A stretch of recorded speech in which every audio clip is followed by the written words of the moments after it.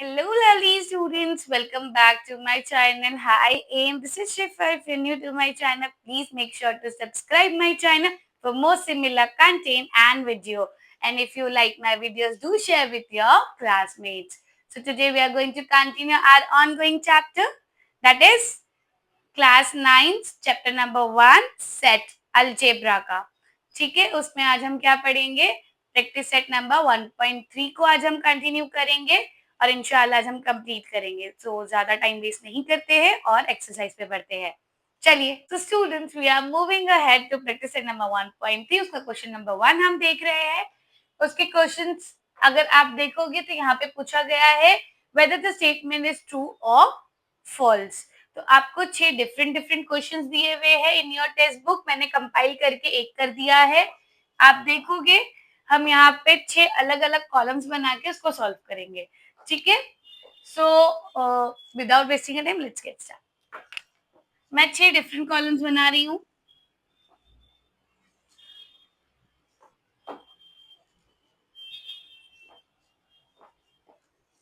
यहाँ पे ज्यादा स्पेस नहीं है और वैसे भी मैं आपको 4 क्वेश्चन सॉल्व करवाऊंगी। 2 आपको होमवर्क दिए जाएंगे ताकि आपको समझ में आए कि आपको कॉन्सेप्ट कितना क्लियर हो रहा है। आप सॉल्व करोगे खुद से आफ्टर एक्सप्लेनेशन तो आपको भी ये चीज क्लियर होगी कि आपको किस हद तक कितना समझ में आया है। ठीक है, सो लेट्स सी फर्स्ट। यहाँ पे अगर आप क्वेश्चन देखोगे तो क्वेश्चन ऐसे दिया हुआ है कि 4 सेट्स है आपके पास अवेलेबल। ठीक है, set A, set B, set D and C and D. ठीक है, इसमें हमको पूछा गया है क्वेश्चन नंबर 1 जो हमारा है कि C is a subset of B. तो आपको क्या देखना है? सबसे पहले दोनों सेट्स को देखने हैं। यहाँ पे आप लिख लोगे सी का सेट क्या है, सी के एलिमेंट्स क्या है, वैल्यू क्या है, बी एंड डी है। ठीक है, एंड बी क्या दिया हुआ है हमारे पास? बी क्या दिया हुआ है हमारे पास? सी डी ई एफ। ठीक है, अब यहाँ पे क्या पूछा है कि C is a subset of B. आपको बताना है कि सी जो है वो बी का सबसेट है या नहीं है। तो आप अभी एलिमेंट्स चेक करना चालू करो अकॉर्डिंग टू द एक्सप्लेनेशन। मैंने आपको समझाया था कि आपको एलिमेंट्स चेक करने हैं। अगर एक एलिमेंट का आपको सेट दिया हुआ है, 2 एलिमेंट्स के सेट दिए हुए हैं, एक एलिमेंट का आपको एलिमेंट्स चेक करने हैं, एक सेट में कितने एलिमेंट्स है, उसके बाद आपको दूसरा सेट चेक करना है कि वो एलिमेंट्स उसमें प्रेजेंट है या नहीं। तब जाके क्या होता है, वो उसका सबसेट बनता है। तो यहाँ पे आप देखो डी बी एंड डी तो दिया हुआ है, सॉरी बी एंड डी तो दिया हुआ है। ठीक है, बी में चेक करो क्या दिया हुआ है, C D E F. D present है, बी प्रेजेंट नहीं है। अगर एक भी एलिमेंट प्रेजेंट नहीं है तो वो क्या हुआ, आपका सबसेट नहीं है। ठीक है, तो यहाँ पे आप क्या लिखोगे? therefore all the elements of set C is not present in set B. Therefore, this statement is false. Understood? या आप ऐसे भी लिख सकते हो, ये तो आपको लिखना ही है। अगर आपके अंडरस्टैंडिंग के लिए मैं आपको साइन भी बता दे रही हूँ। यहाँ पे क्या बोला था, C is a subset of B ना, इट्स नॉट इक्वल, ऐसे भी डाल सकते हो। ठीक है, इतना समझा? फर्स्ट क्वेश्चन आपके लिए क्लियर है। Now let's move ahead to second one. Second हमको क्या पूछा है, A is a subset of D. फिर से हम अपनी सेट ए को यहाँ लिखेंगे एंड सेट डी को यहाँ लिखेंगे और देखेंगे दोनों के एलिमेंट मैच हो रहे हैं या नहीं है, दोनों में सिमिलर एलिमेंट प्रेजेंट है या नहीं है। ठीक है,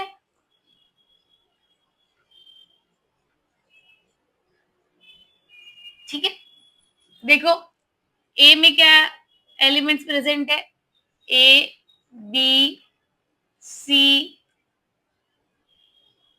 डी एंड ई। डी में देखो सिर्फ ए एंड ई है, डी में क्या है, सिर्फ ए एंड ई है, तो यहाँ पे भी सारे एलिमेंट्स प्रेजेंट नहीं है, तो आप क्या लिखोगे, all the elements of set A is not present in set D, therefore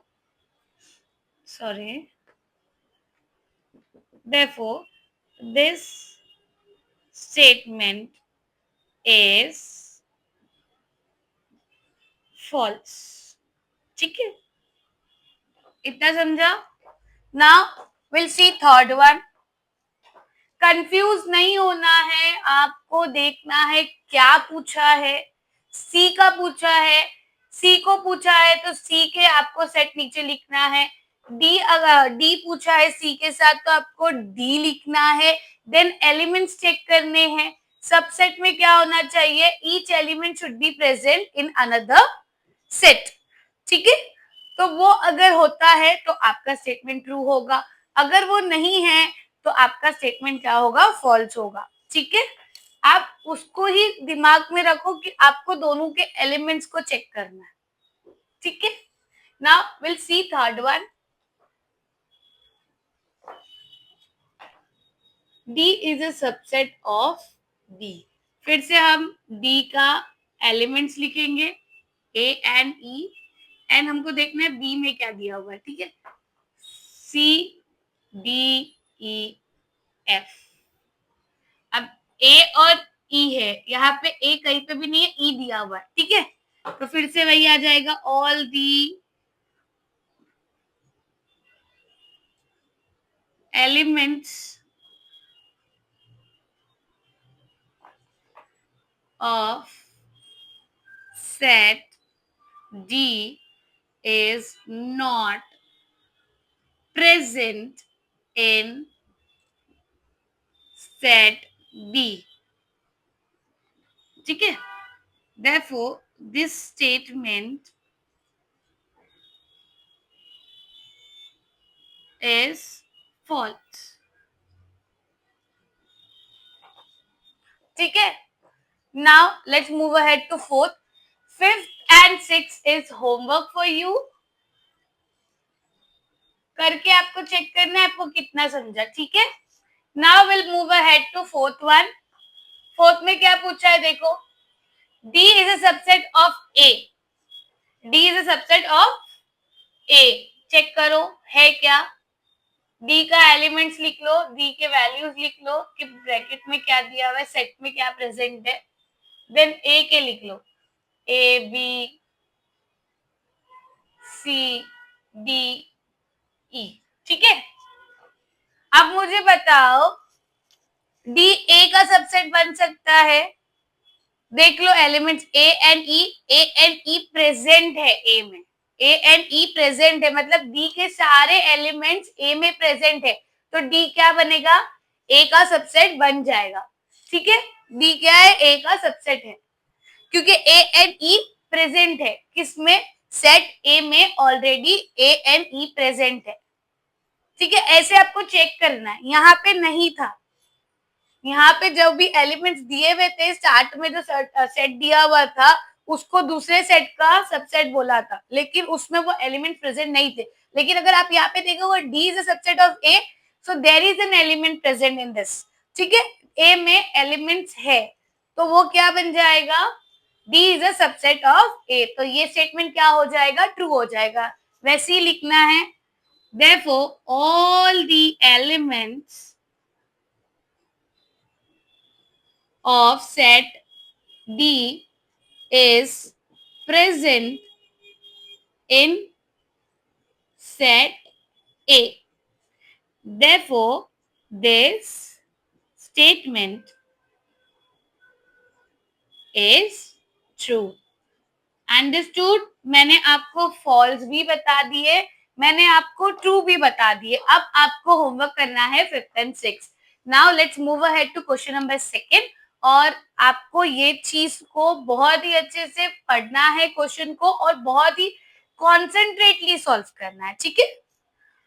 so now see question number second. Question number second आप देखोगे, take the set of natural number from 1 to 20, ठीक है, as a universal set and show set X and U using Venn diagram. यहाँ पे क्या बोला गया है, एक यूनिवर्सल सेट लेना है आपको नेचुरल नंबर का। यूनिवर्सल सेट मतलब बड़ा सेट। आप यहाँ पे लिख लो, कैसे सॉल्व करेंगे देखो। यू एक सेट है हमारे पास 1 2 3 4 5 6 7। कितना बोला है आपको, 1 to 20 का नेचुरल नंबर का एक यूनिवर्सल सेट लेना है आपको।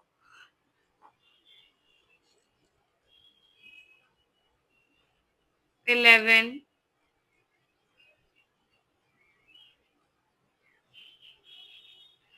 एंड सो ऑन, यहाँ पे 20 तक। आप पूरा भी लिखोगे तो भी चलेगा, ज्यादा स्पेस में नहीं कवर कर रही हूँ इसलिए मैंने ऐसे लिखा है, ठीक है। तो 1 to 20 का एक हमने यूनिवर्सल सेट लेने हमको बोला है। अब आपको दो सेट दिए हुए हैं, set X and set Y. अभी आपको set X and set Y को वेन डायग्राम के थ्रू प्रेजेंट करना है, सॉल्व करके बताना है, ठीक है। फर्स्ट सेट जो हमारे पास दिया हुआ है दैट इज एक्स, ठीक है, x such that x belongs to n, मतलब x जो है वो किससे बिलोंग कर रहा है, नेचुरल नंबर से बिलोंग कर रहा है। And 7 x is greater than 7 and less than 15 बोला गया है, ठीक है। तो एक सेट बनेगा x equals to greater than 7 and less than 15, मतलब 8 9 10 11 12 13 14, बराबर। ना 7 आएगा ना 15 आएगा, इसके मिड में जितने भी नंबर्स आएंगे वो ये सेट में आ जाएंगे। अब एक वेन डायग्राम बना लो। दो क्वेश्चन है तो मैं बोर्ड को डिवाइड कर रही हूँ, ठीक है। एक वेन डायग्राम बना लो। एक यूनिवर्सल सेट का हम बना रहे हैं स्क्वायर, ये हमारा यूनिवर्सल सेट है। इसमें एक छोटा सा एक और शेप लेंगे हम लोग, जिसमें हम लोग बनाएंगे सेट एक्स। एक्स में जो भी एलिमेंट्स प्रेजेंट है वो लिख लो।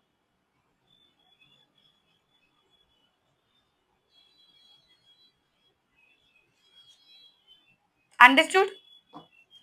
अब ये बन गया एक सेट एक्स, जो भी एलिमेंट्स थे हमने लिख लिए, ठीक है। 8 9 10 11 12 13 एंड 14। अब इसको छोड़ के जितने भी यूनिवर्सल सेट में एलिमेंट्स बचे हुए हैं वो सब क्या आ जाएंगे, यहाँ पे आ जाएंगे। फॉर एग्जाम्पल 1 2 3 4 5 6 7, ये तो आ गया। 15 16 17 18 19 एंड 20, ये हो गया आपका सॉल्व। क्या बोला है उसने, एक आपको यूनिवर्सल सेट बनाना है जो होगा नेचुरल नंबर का 1 to 20 का। देन आपको दो सेट दिए हुए एक्स एंड वाई, उनको वेन डायग्राम में प्रेजेंट करना है। बट वो यूनिवर्सल सेट के ही विद इन आपको एलिमेंट्स दिए हुए हैं। Just you have to put the value and just draw the Venn diagram और उसको ऐसे सोल्व करके बताना है, ठीक है। और कुछ नहीं करना है। Now see the second question. Second question हमको क्या पूछा है, ठीक है, y equals to y such that y belongs to natural number, ये हमको पता है। then y is a prime numbers, ठीक है। या तो आप बोल सकते हो बिटवीन 1 to 20 या फ्रॉम 1 to 20, ठीक है। फ्रॉम 1 to 20 हम लिख रहे हैं, 1 to 20, ठीक है। 1 to 20 में प्राइम नंबर्स कौन से आते हैं, 2 आता है, 3 आता है, 5 आता है, 7 आता है, 9 है, 11 है, देन 13 है, नहीं 15 नहीं आएगा, सॉरी, 17 है एंड 19 है, ठीक है। 1 to 20 के बीच में बोला है तो 1 के बाद के नंबर्स आएंगे एंड 20 के पहले के नंबर्स जितने भी प्राइम नंबर्स होंगे वो यहाँ पे आ जाएंगे, ठीक है। ऐसे ही हमको, जैसे हमने इसमें वेन डायग्राम बनाया ऐसे ही हम इधर भी वेन डायग्राम बनाएंगे, ठीक है।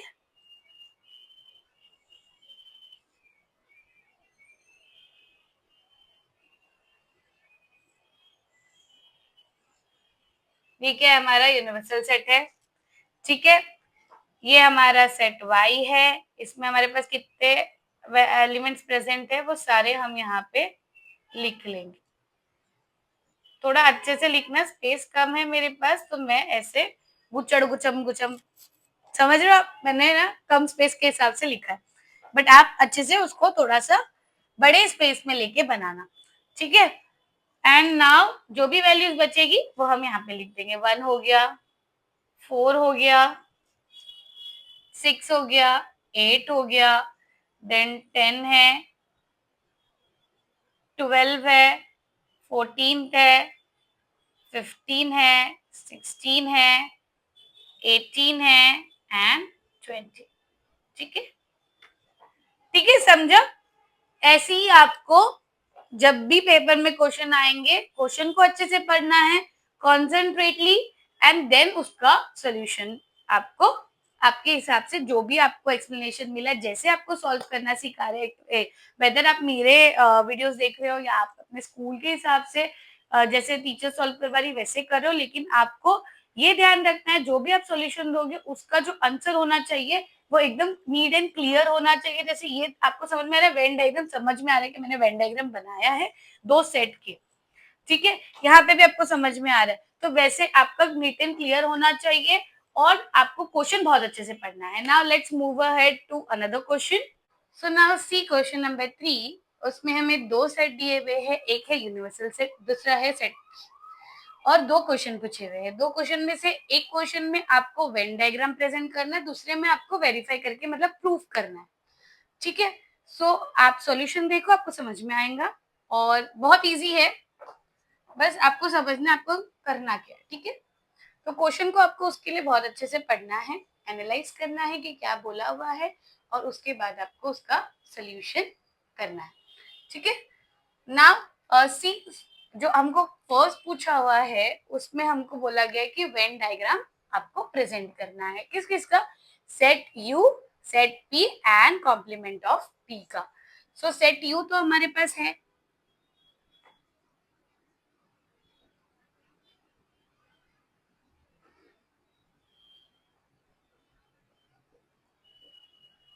ये हमारा सेट यू है। फिर हमारे पास सेट पी भी प्रेजेंट है, दिया हुआ है हमको।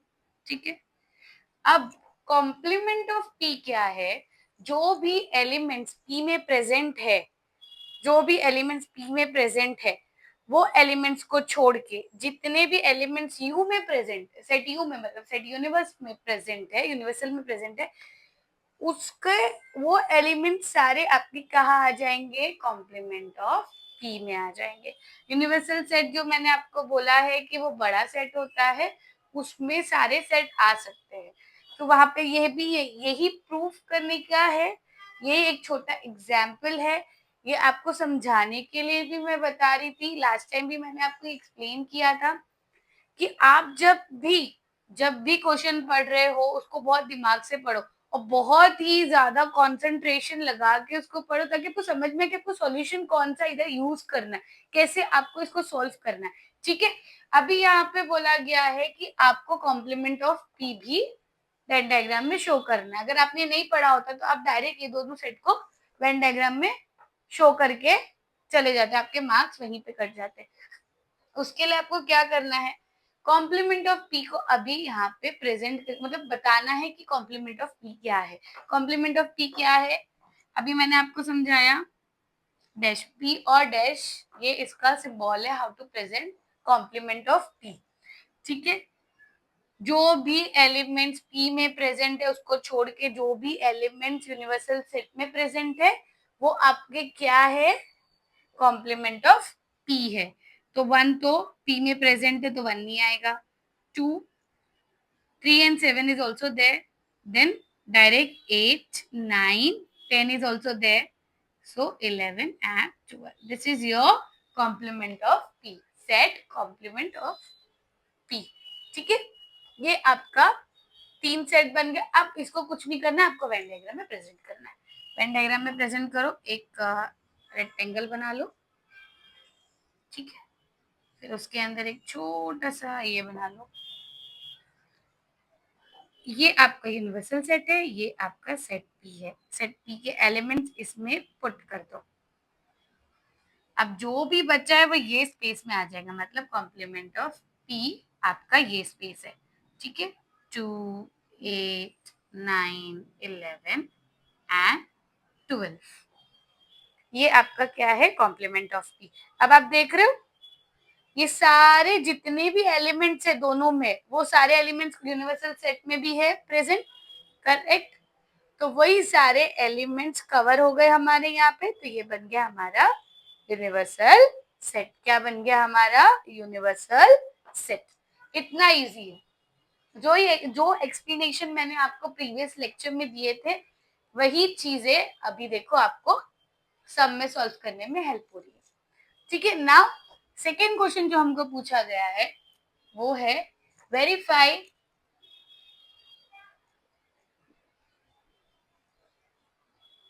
पी डैश डैश, ठीक है, इक्वल्स टू पी। क्या बोला गया है, आपको ये वेरीफाई करके बताना है। अब यहाँ पे आप अगर देखोगे तो कॉम्प्लीमेंट ऑफ पी हमारे पास है, एक डैश वाला सिंगल डैश वाला सेट हमारे पास प्रेजेंट है। ठीक है, वो हम लिख लेंगे, सॉरी वो हम लिख लेंगे 2, 8, 9, 11 एंड 12। ठीक है, अब यूनिवर्सल सेट में देखो आप, जितने एलिमेंट्स इसमें प्रेजेंट है उसको छोड़ के कौन से एलिमेंट्स यूनिवर्सल सेट में प्रेजेंट है वो देखो। वो आपका क्या बन जाएगा, पी डैश डैश। ठीक है, वो आपका क्या बन जाएगा, पी डैश डैश, मतलब 1, 3, 7 एंड 10 आपका क्या है, पी डैश डैश। एंड हमने क्या कर दिया, प्रूफ करके दिखा दिया कि पी डैश डैश क्या है, इक्वल्स टू पी है, क्योंकि पी का पूरा सेट सेम है। ठीक है, अंडरस्टूड। ऐसे ही आपको सॉल्व करना है, it's so simple. I hope इतना आपको समझ में आया होगा। Let's move to the another question which is I think question number 4। ठीक है, सो क्वेश्चन नंबर 4, यहाँ पे क्या दिया हुआ है, सेट ए दिया हुआ है 1, 3, 2 and 7, then write any 3 subset of A. अब आप इसमें आपका जो ए का सेट दिया हुआ है उसके आपको 3 अलग अलग सबसेट बनाने हैं। आपको आता है सबसेट बनाना, मैंने एक्सप्लेन किया है, कुछ नहीं, सिंपल आप ए लिख लो, ये आपका ए का सेट है। ठीक है, correct.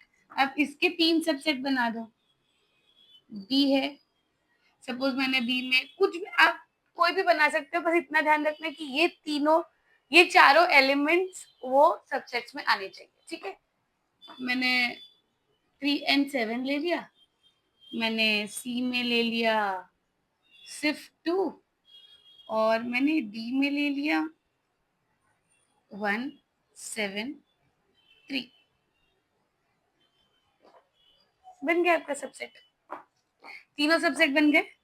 therefore B is a subset of A,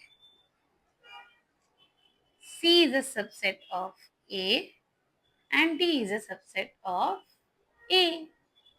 simple, कितना इजी था ना। ऐसे ही सम आएंगे आपको, बस आपको डरना नहीं है, सॉल्व करना है और वीडियो एंड तक देखना है, ताकि आपके लिए कॉन्सेप्ट, आपके लिए जो हम पढ़ा रहे हैं, जो मेहनत कर रहे हैं, आपका कॉन्सेप्ट भी क्लियर हो और आपको सम भी इजी लगने लगे। ठीक है, so let's move ahead to question number 5। We have question number 5। Question number 5 में क्या बोला गया है, there is a 2 question. First question में क्या लिखा है, write the subset of relation between the sets. आपको सबसेट रिलेशन बताने हैं। ठीक है, तो यहाँ पे एक दिया हुआ है कि P is a subset of all resident in Pune, मतलब P किसको रिप्रेजेंट कर रहा है, पुणे को रिप्रेजेंट कर रहा है। M किसको रिप्रेजेंट कर रहा है, मध्य प्रदेश को। I किसको रिप्रेजेंट कर रहा है, इंदौर को। B किसको रिप्रेजेंट कर रहा है, इंडिया को। H किसको रिप्रेजेंट कर रहा है, महाराष्ट्र को। ठीक है, ये आपको ये सेट्स दिए हुए हैं और बताया है कि ये इस पर्टिकुलर प्लेस का सेट है। ठीक है, नाउ आपको सबसेट बताने हैं, ठीक है। मुझे एक बात बताओ, पी किस में आता है? पी पुणे को रिप्रेजेंट कर रहा है, तो पुणे किस में आएगा? महाराष्ट्र में भी आता है, इंडिया में भी आता है। तो आप ऐसे लिख सकते हो, फर्स्ट क्वेश्चन का आंसर, ठीक है। फर्स्ट क्वेश्चन का आंसर आप ऐसे भी लिख सकते हो, P is a subset of H, या ऐसा पूरा लिख सकते हो, Pune is the subset of Maharashtra, ठीक है। दूसरा आपका बन जाएगा, आप ऐसे मल्टीपल बना सकते हो, ठीक है, बट इतना देखना है वो उसमें आना चाहिए, मतलब वो उसका सबसेट होना चाहिए। और क्या बोला था मैंने? पूरे इंडिया में भी आता है, तो P is a subset of B, ये आप लिखोगे, ठीक है। थर्ड, थर्ड क्या है? हमने पुणे सॉल्व कर लिया, वो इंडिया में भी आता है, वो महाराष्ट्र में भी आता है, बट महाराष्ट्र भी इंडिया में आता है, तो H is a subset of B, ये भी आप लिखोगे, ठीक है। फोर्थ हम क्या बना सकते हैं?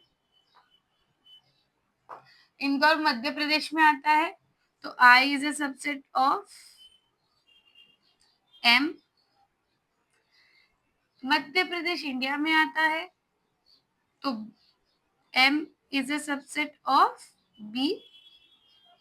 देख रहे हो अब मैं कैसे बना रही हूँ सबके सबसेट? आपको ऐसे ही बनाना है, ठीक है।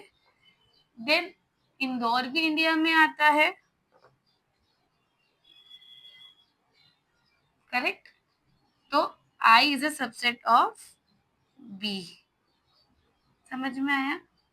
यहाँ एक और क्वेश्चन पूछा हुआ, this is that is a question number second, this is enough first के लिए। और अगर आप को ये देखना है, आप अनगिनत बना सकते हो, आपको ये देखना है कि वो सेट उसका सबसेट होना चाहिए, वो उस चीज में प्रेजेंट होना चाहिए, ठीक है। ये हो गया। Now will see question number second, which set can be the universal set for above set. मुझे बताओ यूनिवर्सल सेट क्या होगा? सब सब जितने भी स्टेट, जितनी भी सिटी दी हुई, सब किस में आएगी? वो किस में आएगा? इंडिया में आता है, तो इंडिया क्या हो जाएगा हमारा? यूनिवर्सल सेट हो जाएगा। तो सेकंड का आंसर हम ऐसे ही लिखेंगे, सेकंड का आंसर, ये the India sorry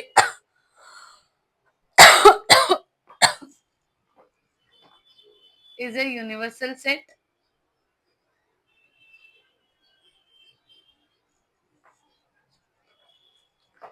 Am I correct? ऐसे भी लिख सकते हैं, therefore here the India is a universal set, ठीक है। या ऐसा लिखो, set B,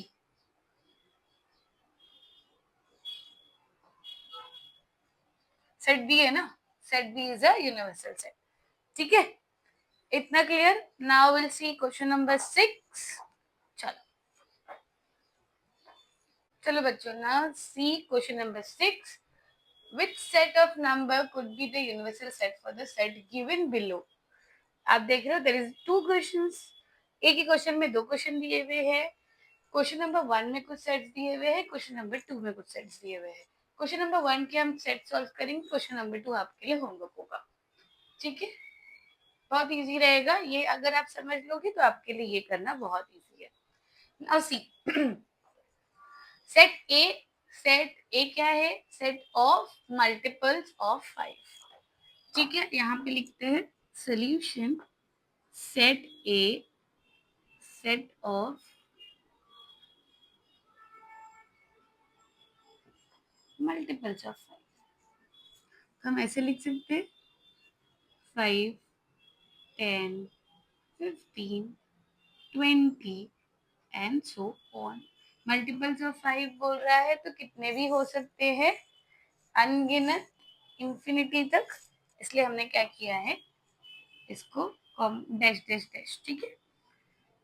then another set we have set of multiples of 7, set of multiples of 7, 7, 14, 21, 28 and so on.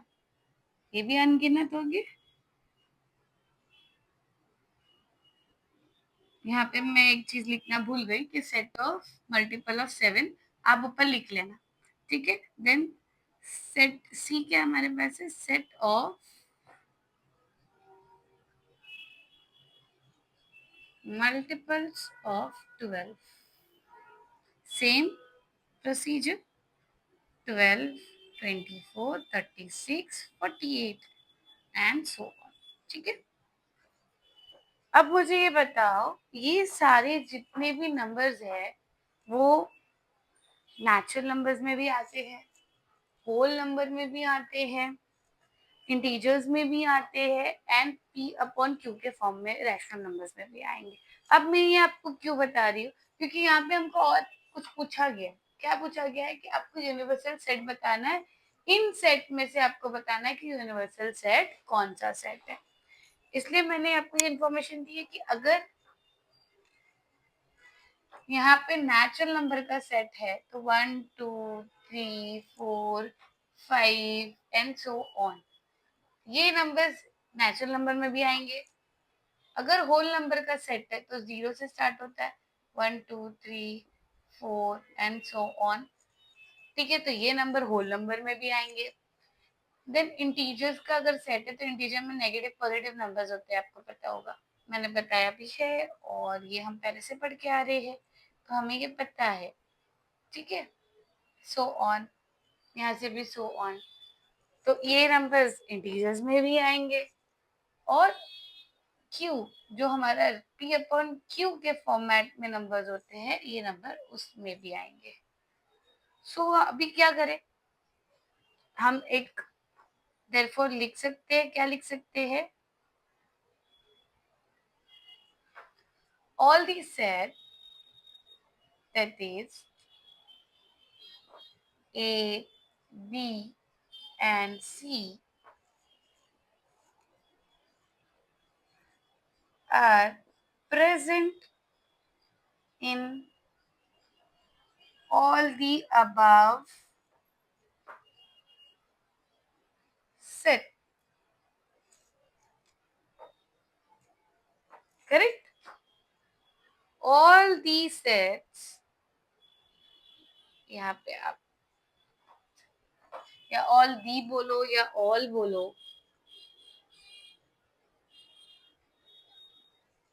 all the set that is A, B, C are present in all the above set. Therefore,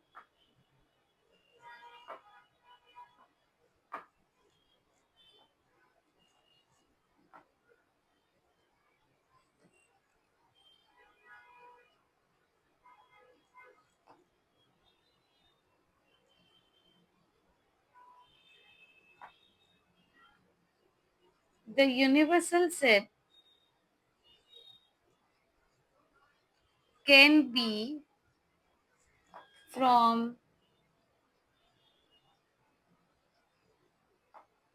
set N, W, I and Q.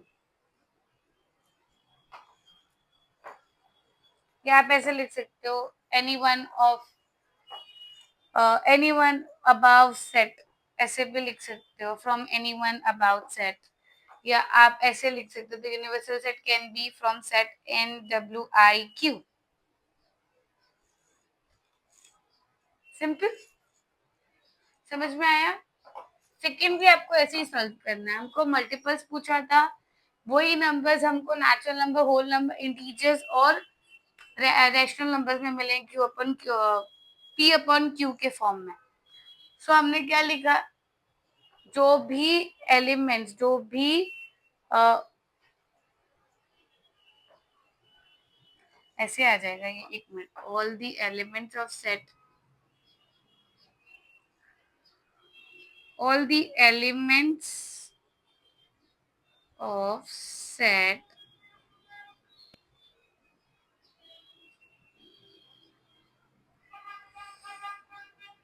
all the elements of set A and B, C are present in all the above set. In all the above set मतलब ऊपर जितने भी set है, जो भी elements A, B, C में है वो सारे प्रेजेंट है अबव के सेट में. तो यूनिवर्सल सेट क्या हो सकता है? इन चारों में से कोई भी हो सकता है. जो मैंने गलती की है वो नहीं करना. कभी कभार हमसे भी गलतियां हो जाती है. I am extremely sorry for that. But आपको ये ध्यान रखना कि आप ये क्या लिख रहे हो स्टेटमेंट. ठीक है, इंग्लिश में तो आप स्टेटमेंट लिख सकते हो, बस आपके वर्डिंग्स प्रॉपर होने चाहिए. जो आपने लिखा है वही चीज आपको प्रेजेंट करना है यहाँ पे.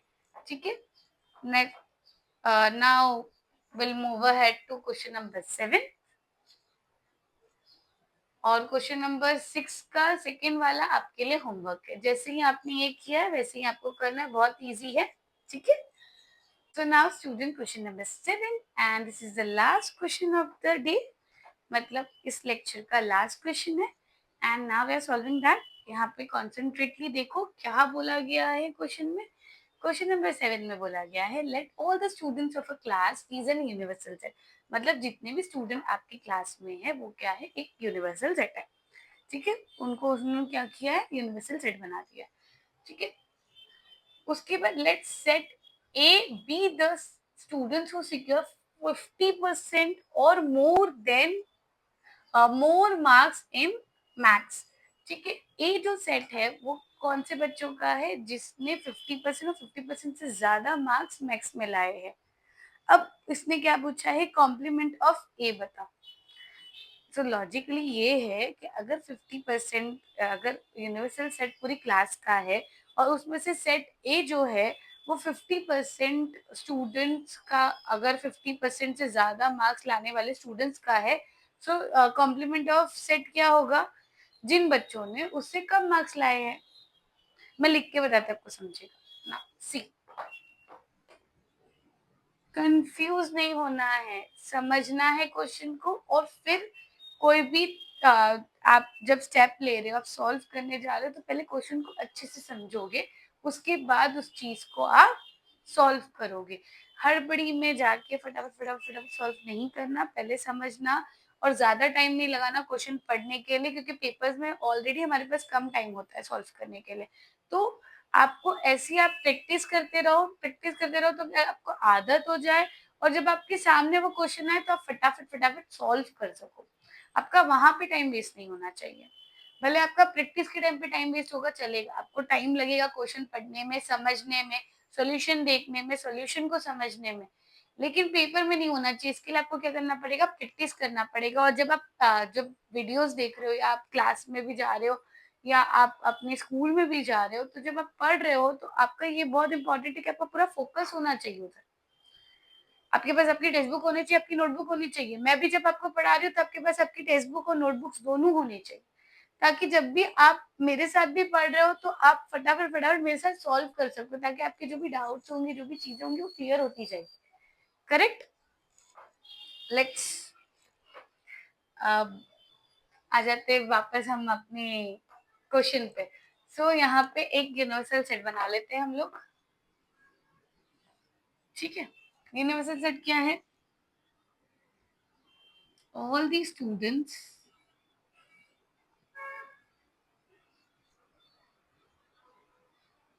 इन अ क्लास या ऑफ अ क्लास लिख दो. All the student of a class, ये आपका एक सेट है. देन ए जो होगा हमारा, किसका बोल रहे हैं? Students who secure 5 more than 50% marks and max. ठीक है, अब हमको क्या बनाना है? Complement of set A. तो मैंने वही बोला ना, अगर 50% मार्क्स वाले स्टूडेंट्स जितने, उनको हटा दो तो जितने बच गए, वो क्या आ जाएंगे, हमारे कॉम्प्लीमेंट ऑफ ए में आ जाएंगे। ठीक है students, who secure less than 50% marks in maths। Simple, इतना ही था आपका सोल्यूशन। देखो कितने सिंपल सिंपल क्वेश्चन है, बस आपका कंसंट्रेशन होना चाहिए। जैसे हम पढ़ा रहे हैं, जितना इजी करके हम पढ़ा सकते हैं, हम अपना बेस्ट ट्राई कर रहे हैं। आपको बस अपना कंसंट्रेशन और प्रैक्टिस मस्ट है, प्रैक्टिस करना है। सारे सम्स को आपको बैठ के खुद सॉल्व करना, प्रैक्टिस इज मस्ट। आप जब खुद भी सॉल्व करोगे तो आपको चीजें सॉल्व करने के बाद समझ में आएगी कि आपको कहाँ डाउट आ रहा है और क्या क्या चीजों पे आपको मेहनत करनी है। और अभी के लिए बस इतना ही। Thank you for watching. I M